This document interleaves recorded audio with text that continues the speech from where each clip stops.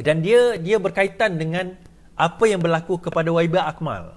Dia berkaitan dengan apa yang berlaku kepada dalaman Parti Keadilan. Saya sebut dahulu bahawa tidak ada Mahathir ni, kebijaksanaan Mahathir ni, kehebatan Mahathir ni ialah merungkaikan suatu benda yang kompleks menjadi simple, benda yang simple menjadi kompleks. Saya nyatakan macam mana. Kehebatan politik Mahathir ialah dia akan menggunakan apa saja cara, termasuk meletakkan orang-orangnya di dalam parti-parti yang dirasakan kuat untuk melemahkan parti tersebut. Okay? Itu kita kena faham. Dan saya dah cerita, saya ulang balik lah. Saya ingat dulu, bagaimana Mahathir meletakkan orang-orangnya di dalam parti-parti musuh untuk melemahkan musuh itu daripada dalam. Di dalam PAS ada Haji Hadi Awang. Di dalam PKR ada Azmin Ali dan juga konco-konconya.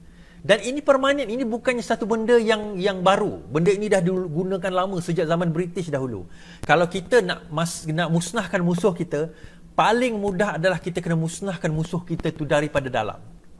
Spy umpamanya, benda yang biasa. Spy itu dia letak dalam sebuah negara, dia membesar dekat situ, akhirnya dia jadi orang yang penting di dalam negara tersebut, tetapinya dia orang yang merosakkan parti itu daripada dalam. Kita pun tahu apa yang berlaku kepada sejarah Parti Keadilan umpamanya. Dan saya bagi satu contoh cerita lah. Dia umpama dia ada satu one of the great, salah satu magic yang paling hebat. Hari tu kawan saya Vincent buat satu magic, best gila magic tu. Satu magic yang hebat. Magic hebatnya macam mana? Dia one of the great magic. Dia kata apa? Dia pergi ke satu taman bunga, kemudian dia panggil crowd, kemudian dia bagi card kepada crowd tu, and then playing card pun orang tu pun ambil playing card, kemudian dia kata okey, dia masuk balik dalam deck tu, dia shuffle, kemudian card tu hilang. Kemudian dia kata jom kita pergi kat pokok tu. Kemudian dia pergi kat pokok tu, dia tebang pokok tu, dia tengok card yang dipilih tu ada di dalam pokok tu. Oh, semua orang tepuk tangan. Magician semua macam, uish, macam mana kad tu boleh masuk dalam pokok? Bertahun-tahun benda itu dia simpan rahsia tu, sehinggalah bila dia dah mati dia cerita, sebenarnya masa aku kecil, dia kata aku dah plan trik ini. Masa aku kecil, aku tebang pokok, aku buat takuk sikit kat pokok tu, aku masukkan kad di dalam dia, dan aku tahu satu hari nanti pokok tu akan membesar. So bila 20 tahun, 25 tahun kemudian, dia kata aku buat trik ni, dan akhirnya macam mana yang kau lihat. Dan itu merupakan dianggap antara trik yang hebat lah pada waktu itu. Now my point is this, kita tak tahu sebenarnya musuh yang letakkan di dalam parti ini sama ada lama atau baru, tujuannya adalah untuk merosakkan parti. Dan tujuannya dia ada masa dan ketika yang diperlukan, di mana dia akan bertindak untuk memastikan ketidakstabilan parti lawan kita. Sebab itu apa yang berlaku kepada Akmal, saya boleh katakan macam ni. Walaupun mungkin Akmal tak pernah setuju dengan saya cakap macam ni. Dan I swear, lillah saya cakap ini bukan Akmal suruh, ini saya cakap sendiri. Apa yang dicakapkan, dibincangkan itu adalah perbincangan tertutup. Dia adalah satu perbincangan tertutup, satu grouses di dalam kumpulan yang tertutup, di mana kumpulan itu ada beberapa orang sahaja, close friend yang orang lain tak tahu. It's a close conversation. It's a close conversation. Satu perbincangan yang tertutup. Tiba-tiba dalam perbincangan itu ada musuh yang mengambil screenshot dan menyebarkan. Pertama menyebarkan. Namun begitu disambut pula oleh satu kumpulan yang menyebarkan lagi kepada orang lain, dan kumpulan itu daripada dalam Parti Keadilan sendiri. Kumpulan ini antaranya menggelarkan Akmal ini sotong. Saya kata, the only zaman 2018 dulu yang menggelarkan Akmal ni sotong adalah kartel. Dan kini mereka menggunakan nama yang sama untuk Akmal, iaitu sotong. Jadi kalau mereka nak menggunakan perkataan sotong tu yang kartel dulu guna, jadi sebenarnya mereka tu siapa? Kalau bukan, fill in the blank. Kenapa? Kenapa penting untuk jatuhkan Akmal tu sekarang? Kenapa sekarang baru tersebar screenshot tu, sedangkan perbincangan itu sudah berlaku sewaktu selepas PRN Sabah? Lama dah, perbincangan tu dah lama. Kecil ni saya tahu lah, jangan persoalkan macam mana saya tahu. Tapi perbincangan, kenapa sekarang? Kenapa sekarang, tuan-tuan? Tu saya kata, masalahnya, kita ni duduk dalam politik. Tapi kita tak pandai bermain politik. Kita tak tahu yang mana musuh, yang mana kawan, yang mana lawan. Musuh kita dia trigger macam tu je. Dia just letak umpan. Tapi yang jenis rakus-rakus ni, yang jenis tak sabar ni, dia termakan umpan tu, dia yang pergi sebarkan. Sedangkan Datuk Seri Anwar Ibrahim tak ada masalah pun. Kenapa saya kata tak ada masalah?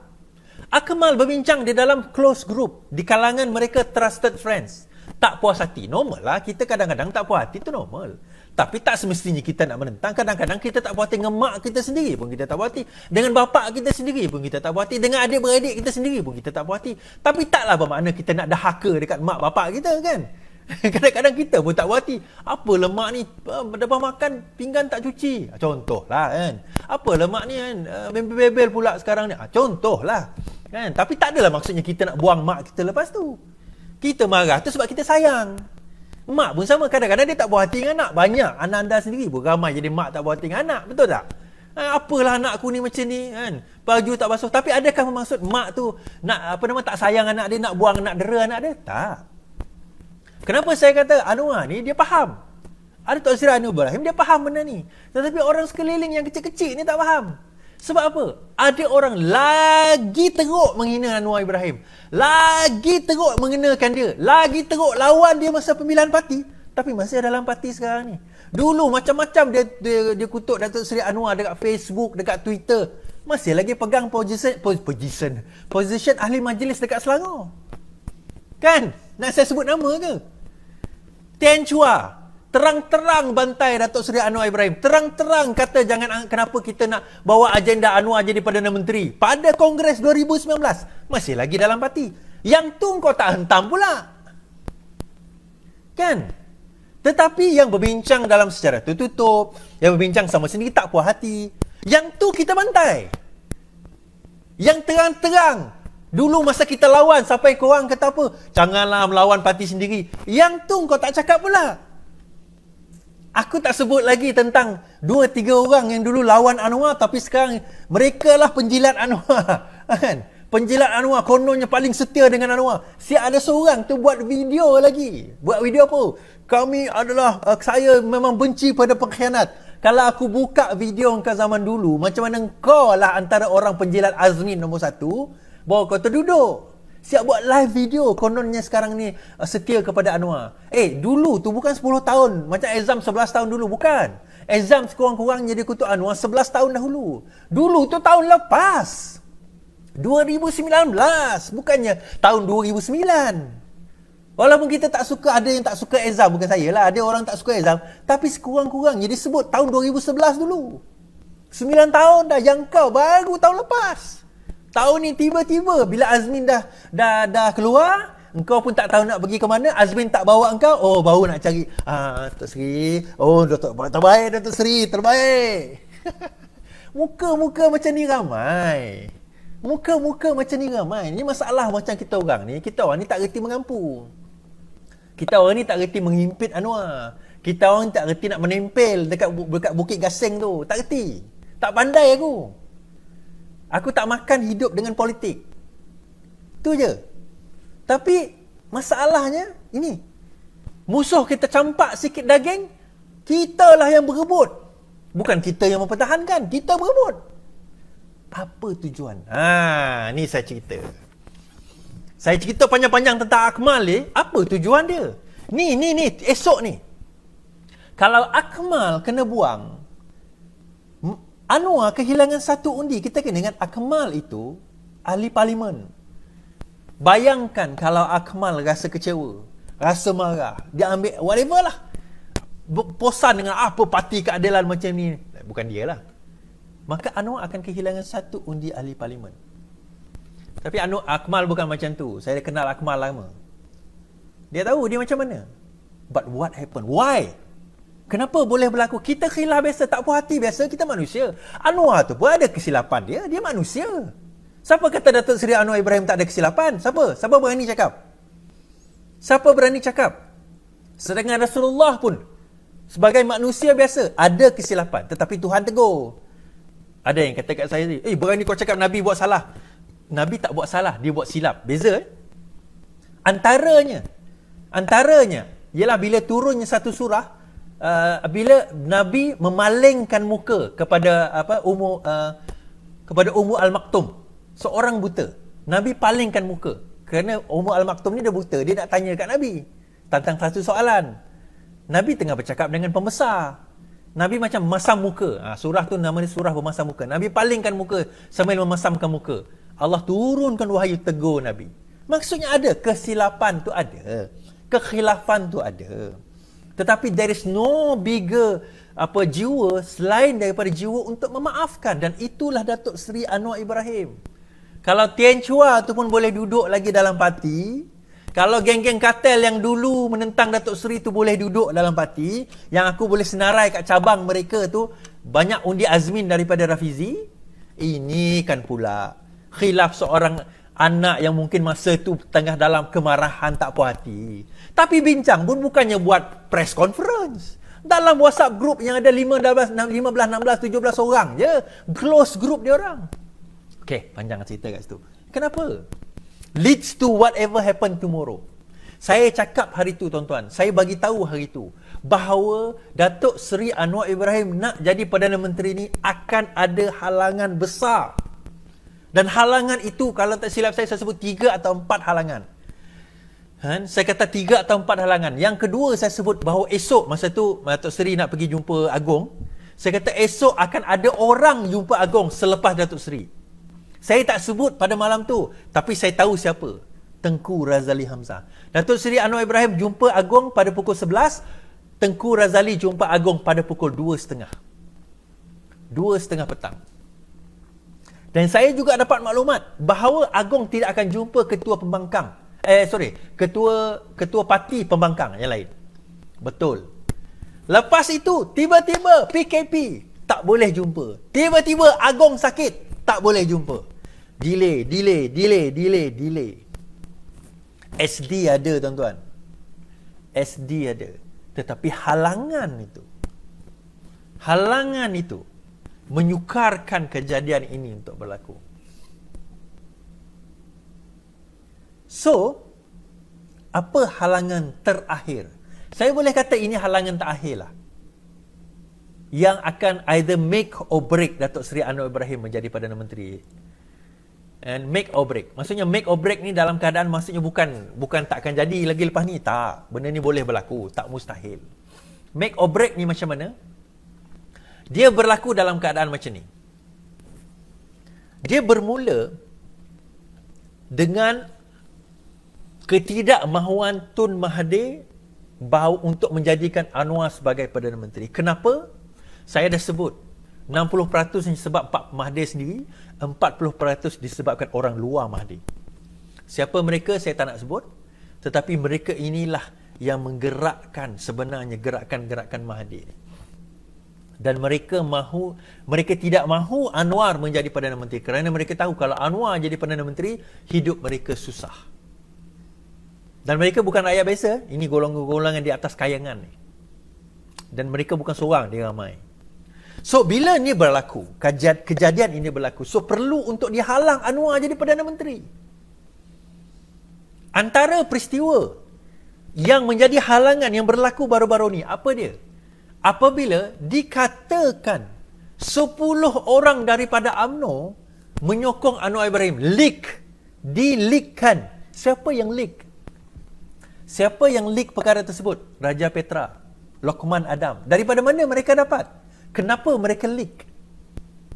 Leak tersebut adalah bertujuan untuk menyekat golongan UMNO yang menyokong Datuk Seri Anwar Ibrahim. Mereka menyekat UMNO yang mana menyokong Datuk Seri Anwar Ibrahim. Antara nama yang disebut adalah Zahid Hamidi, antara nama yang disebut adalah Datuk Seri Najib, yang dikatakan menyokong Datuk Seri Anwar Ibrahim. Anwar Musa keluar kenyataan bahawa dia kata, kalau betul 10 orang ini tidak menyokong, buat laporan polis. Dia kata, kenapa Anwar Musa sebut begitu? Siapa dia nak suruh orang buat laporan polis? Dia dalam sebagai Setiausaha Agong pun dah digantikan Ahmad Maslan. Ahmad Maslan antara nama yang disebut di dalam yang menyokong Datuk Seri Anwar Ibrahim. Kenapa dia suruh buat macam tu, tuan-tuan? Ini satu cobaan untuk nak memastikan golongan ini yang digelar pengkhianat ini oleh UMNO tidak menyokong Datuk Seri Anwar Ibrahim untuk menjatuhkan kerajaan yang ada sekarang. Kemudian tiba-tiba ada pula orang daripada Parti Keadilan keluar kenyataan kata palsu. Dia palsu bukan 10, sebab dia bukan 10. Sebenarnya tak payah keluar kenyataan pun tak apa. Biar je. Sebab dia keluar kenyataan. Kenapa keluarkan kenyataan tersebut? Kenyataan itu kalau kita keluarkan, dia akan menimbulkan satu polemik yang lebih besar. Dia akan menimbulkan satu permasalahan yang lebih besar. Dia akan menimbulkan bukan persoalan, tetapi kita telah termasuk di dalam perangkap musuh kita. Kita tak pandai nak main strategi. Strategi kita tak pandai. Kenapa saya kata tak pandai? Kenapa 2-3 hari ini saya senyap?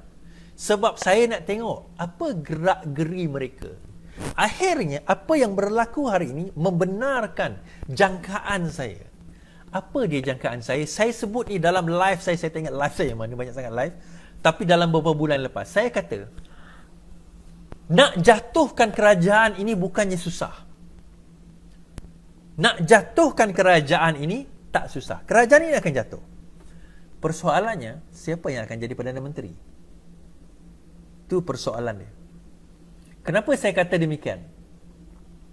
Kita kena ingat, Pakatan Harapan mempunyai 91 kerusi. Untuk jadi Perdana Menteri, katakanlah 113, 112, whatever lah the numbers. 91, 92 kerusi. Kalau campur 10, 112. Campur 11, 113. Dia perlu dalam 13 lagi kerusi untuk nak membentuk kerajaan baru. Yang itu considering bersatu tak ada, warisan tak ada. So 11 itu datang daripada mana? Antaranya adalah UMNO, antaranya adalah PAS. Dan tak perlu kita nak sembunyikan benda ni. This is an open secret. Jadi bila benda itu didedahkan, sepatutnya surprise attack tu esok. Surprise attack kepada kejatuhan kerajaan tu esok. Tetapi orang dah dedahkan awal. Mahathir dah dedahkan awal. Antaranya hari ni press conference. Ada yang akan mesej saya ni. Alah, kalau macam tu kau dah dedahkan. Aku tak dedahkan pun. Aku tahu lama dah tapi tak dedahkan pun. It's no longer a surprise. Esok akan ada undian belah bagi. Esok akan ada undian belah bagi kepada kerajaan yang ada sekarang. Dan kalau sekiranya dia tidak dapat majoriti, maksudnya dia secara tidak langsungnya membenarkan dakwaan Datuk Seri Anwar Ibrahim bahawa kerajaan sekarang tidak mempunyai majoriti. Sekiranya kerajaan sekarang tidak mempunyai majoriti, maka ada alasan untuk Datuk Seri Anwar Ibrahim maka ada alasan yang di Pertuan Agong untuk menggantikan Perdana Menteri yang ada sekarang kepada Perdana Menteri yang baru. Fine. Menarik. Cantik. Dan saya percaya semua pembangkang esok akan menyokong untuk menolak bajet yang ada sekarang. Saya percaya itu. Saya percaya. Cuma mungkin jumlah lah.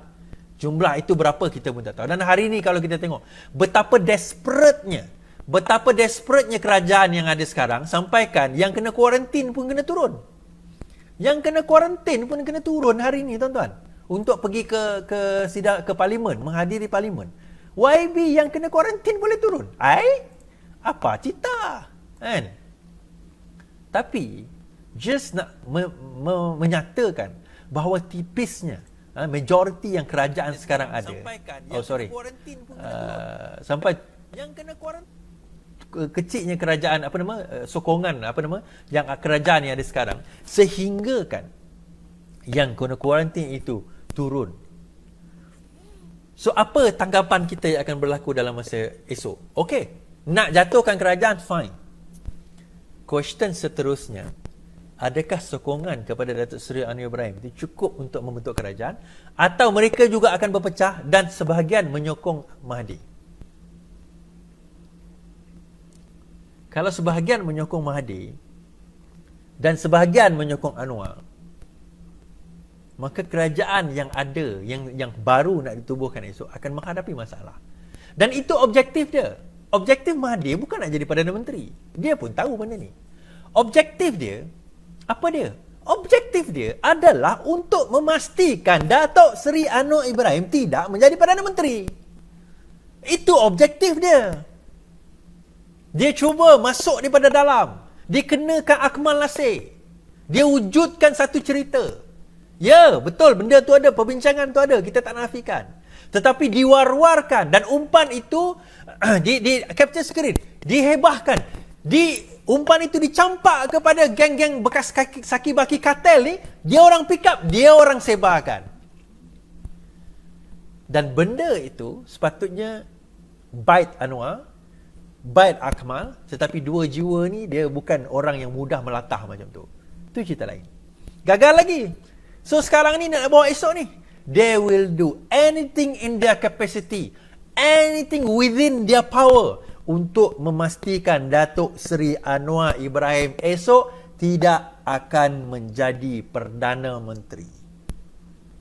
Serangan daripada dalam, serangan daripada luar, serangan daripada tepi. Kalau orang dalam parti sendiri yang dekat dengan Datuk Seri Anwar Ibrahim sendiri tak nampak mengenai serangan ini, maaf saya katalah, kau tak payah dan tak layak engkau nak duduk bincang cerita hal strategi, bincang cerita hal benda-benda yang kau nak bincangkan, kau tak layak. Kenapa? Benda sekecil dan semudah, bukan sekecil, benda yang sedelikat itu engkau tak nampak. Sebab permainan Mahathir ni seorang yang sangat bijak, dan Datuk Seri Anwar sendiri cakap kepada saya, bagi tahu saya personally, yang Mahathir ni is a very intelligent guy. And it looks like the youngsters dalam Parti Keadilan ni, terutama pimpinan-pimpinan ni, tak nampak benda ni. Jadi kalau kita tak nampak strategi musuh, macam mana kita nak berlawan dengan musuh? Kan? Benda macam tu pun kau tak nampak. Dah lah macam tu. Hal membina naratif pun kita tak kerti, tak pandai. Bila aku senyap 2-3 hari ni, tak ada siapa building up anything. Mana pergi orang kita ni? Lepas tu semua duk sibuk dengan benda ni. We are forgetting that they are gathering support dalam masa 2-3 hari yang kita duk bergaduh sesama sendiri ni. They are gathering support. And how I know? Macam mana saya tahu? Hari ini, dengan confidentnya, Tun dan juga Kuli buat press conference. Dia takkan buat press conference kalau dia tak confident dengan numbers dia. Dan numbers dia tak perlu 112, tuan-tuan dan puan-puan. Numbers dia cukup ada 20-30. Kenapa? Mana cukup is? Cukup untuk jadi the third force. Third force? Bayangkan esok, Mahathir ada 20 sokongan. Contoh. 20 sokongan bermaksud sekarang ini balance tinggal 200. Sebab 220. 200 katakanlah Datuk Seri Anwar dapat 100 sokongan. Muhyiddin ada 100 sokongan. Mahathir kata aku ada 20. Whoever I support, because now all three dah jadi minority government. Whomever I support akan jadi kerajaan. You ingat Mahathir nak support siapa? You ingat Mahathir nak support siapa? Anwar Ibrahim? Ataupun Muhyiddin Yassin?